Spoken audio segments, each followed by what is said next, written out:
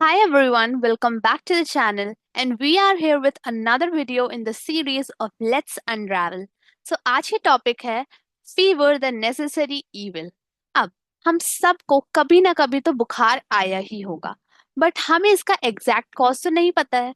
सो आज हम यही चीज समझने की कोशिश करेंगे कि एक्चुअली में फीवर होता क्यों है। सबसे पहले जब कोई भी फॉरेन बॉडी पैथोजन हमारी बॉडी के अंदर एंटर करता है, तो उसके लिए जो हमारी बॉडी होती है वो कुछ केमिकल्स रिलीज करती है, प्लस वो माइक्रोब खुद भी कुछ केमिकल्स रिलीज करता है। सो ये बोथ टाइप ऑफ केमिकल्स जो होते हैं वो रिस्पॉन्स में रिलीज होते हैं। अब ये जो केमिकल्स होते हैं ये ब्लड स्ट्रीम के थ्रू ट्रैवल करके पहुंचते हैं हमारे ब्रेन में, और ब्रेन के थर्मोस्टेट को स्टिमुलेट करते हैं। अब थर्मोस्टेट के टर्म को अगर हम स्प्लिट करें, थर्मो मतलब हीट एंड स्टैट मतलब उसका मेंटेनेंस करने वाला, ठीक है। तो हमारे बॉडी का थर्मोस्टेट जो होता है वो होता है हाइपोथैलेमस। तो ये केमिकल्स पहुंचेंगे हाइपोथैलेमस में, और वहां पे जाके ये हाइपोथैलेमस को जब स्टिमुलेट करेंगे तो वहां से हमारी बॉडी का टेम्परेचर बढ़ जाएगा। बिकॉज जो हाइपोथैलेमस होता है वही सेट पॉइंट रेगुलेट करता है, अच्छा बॉडी का टेम्परेचर 37 डिग्री सेल्सियस के अराउंड रहना चाहिए।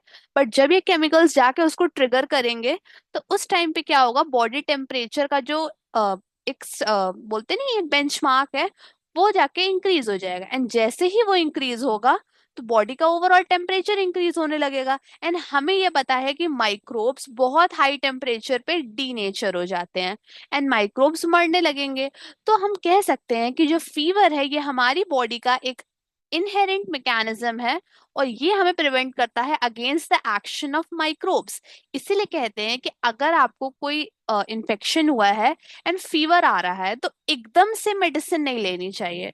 अगर बहुत हाई शूटिंग फीवर हो रहा है तो आप फीवर के अगेंस्ट मेडिसिन लीजिए, पैरासिटामोल एंड ऑल।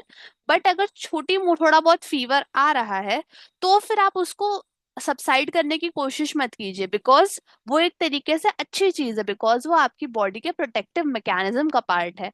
बट कई बार फीवर जो होता है ना वो बहुत प्रॉब्लमेटिक हो जाता है, इंसान अपना डेली वर्क नहीं कर सकता या फिर वो किसी पे कंसंट्रेट नहीं कर सकता। तो इसीलिए हम फीवर को एक नेसेसरी इविल कहते हैं, कि मतलब ये जरूरी भी है हमें प्रोटेक्ट करने के लिए, बट इविल इसलिए कि कई बार ये बहुत न्यूसेंस क्रिएट करता है।